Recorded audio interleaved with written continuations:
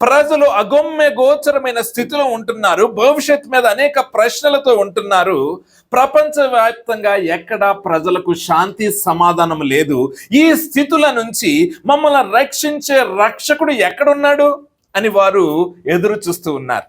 యూదులు కూడా వారు మతాన్ని ఎంత చక్కగా పాటిస్తున్నానో ఆ యొక్క మత యొక్క ఆచారాలు కానీ మత విధానాలు కానీ వారి హృదయాల్లో శాంతిని సమాధానాన్ని నింపలేకపోతున్నాయి. అటువంటి స్థితిలో దేవుడు చెప్తున్నాడు, తన యొక్క దూతను పంపి షాలోం అంటున్నాడు. ఏంటంటున్నాడు? షాలోం. తెలుగులో ఏం రాయబడి ఉన్నది? మీకు శుభమగునుగాక. అయితే షాలోం అనే పదానికి అర్థం ఏంటి? మీకు శుభమవును గాకనా?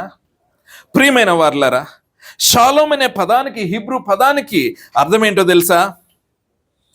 మీకు క్షేమము కలుగునుగాక, మీకు మంచి ఆరోగ్యము కలుగునుగాక, సమృద్ధి, అదేవిధంగా మరి ఐశ్వర్యము, భద్రత, స్థిరత్వము మరియు కంప్లీట్నెస్ అంటే ఏంటి? పరిపూర్ణత. ఏంటండి షాలోం అంటే అర్థం ఏంటి? మీకు మొదటి నుండి చెప్దాం. షాలోం అనే పదంలో ఎన్ని ముడి ఉంటాయంటే, దేవుడు పంపించిన దూత ఏం చెప్తున్నాడంటే మీకు షాలోం, ప్రజలందరికీ షాలోం. ఏ షాలోం అంటే ఆ షాలోంలో ఉన్న అర్థాలు మనం చూసుకుంటే మీకు క్షేమము, ఆరోగ్యము, సమృద్ధి, ఐశ్వర్యము, భద్రత, స్థిరత్వము, పరిపూర్ణత దేవుడు మీకు ఇవ్వబోతున్నాడు. ప్రియమైన వారులారా, దేవుడు మీకు ఇవ్వబోతున్నాడు.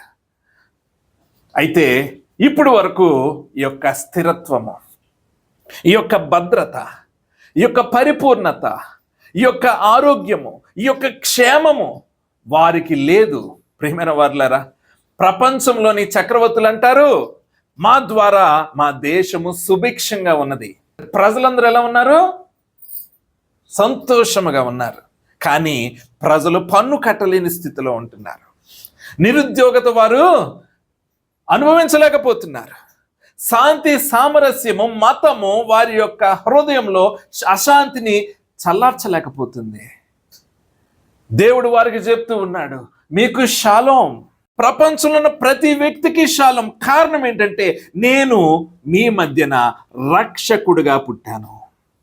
మీ ప్రతి పరిస్థితిని మార్చబోతున్నాను. మీ హృదయాల్ని మార్పు చెందించే స్థితిలో నేను పెట్టబోతున్నానని దేవుడు ప్రపంచంలో ఉన్న ప్రజలందరికీ ఇచ్చిన శుభవార్త.